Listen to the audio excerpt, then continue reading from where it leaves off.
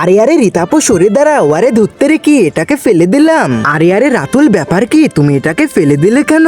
আরে আপু তুমি কি দেখতে পাচ্ছ না, এটা তো একটা পা, এটাকে ফেলে দিব না তো কি করব?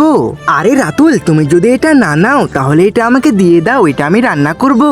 আরে আপু তুমি এসব কি বলছো, এই নোংরা পা তুমি রান্না করবে? তাহলে নিয়ে যাও। আরে রাতুল তোমাকে ধন্যবাদ, আজকে তো আমি এটা রান্না করব।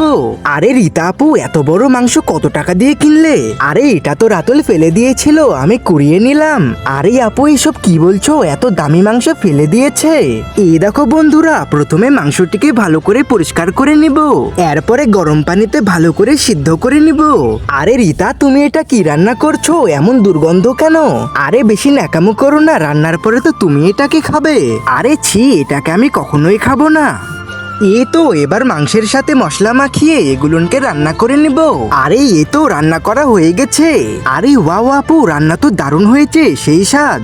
আরে রিতা আমি একটু টেস্ট করে দেখি কেমন হয়েছে। আরে তুমি না বললে রান্না খাবে না, তাহলে এখন আসছো কেন? আরে বন্ধুরা তোমরা চ্যানেলটিকে সাবস্ক্রাইব করে দাও